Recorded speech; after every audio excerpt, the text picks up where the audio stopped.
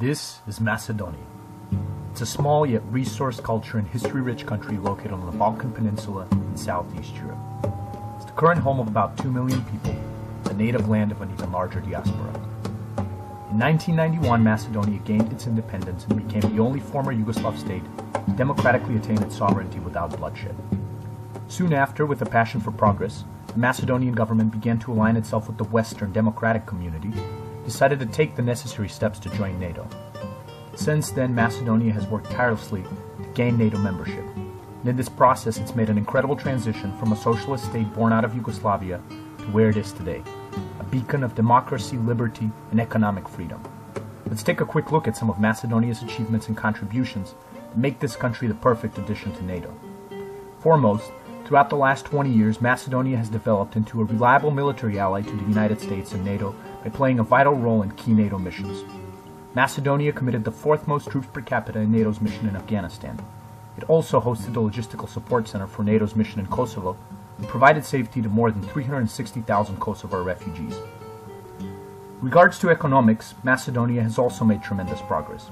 Recently, the World Bank ranked the country among the 10 economies that have made the biggest strides in creating a regulatory environment that is favorable to business. Even more impressive is Macedonia's move in the global ranking on the Ease of Doing Business report, which went from 81st in 2006 to 22nd in 2012.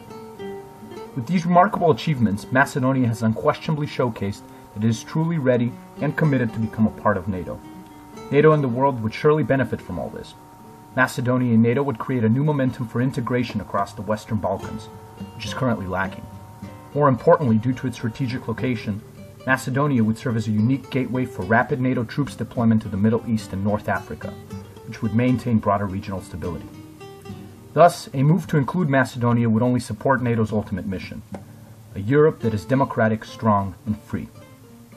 We're quite certain that NATO leaders are fully aware of Macedonia's merits and the mutual benefits of its integration into NATO.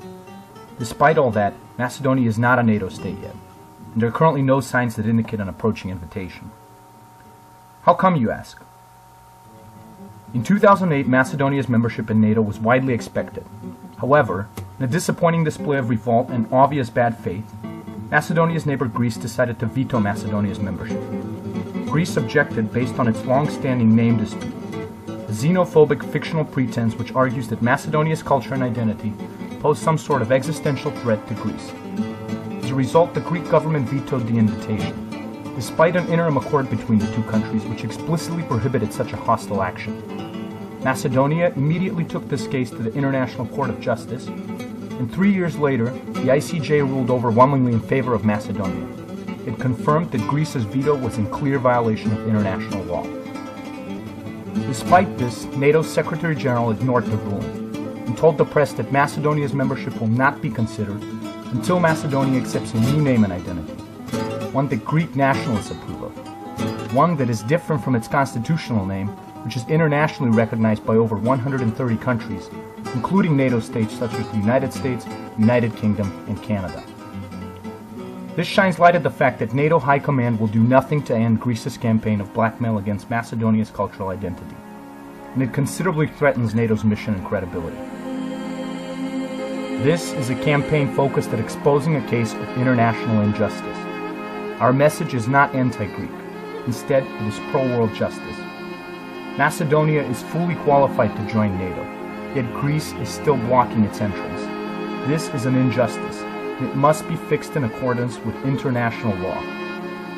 The Chicago NATO Summit this May provides the perfect opportunity to do this and send Greece and the world a strong message that regional security and stability, integrity, and the rule of law come first. Martin Luther King Jr. once said, "Justice denied anywhere diminishes justice everywhere." It's time that President Obama and NATO heads of state allowed Macedonia justice. It's time to grant Macedonia its earned seat at the table.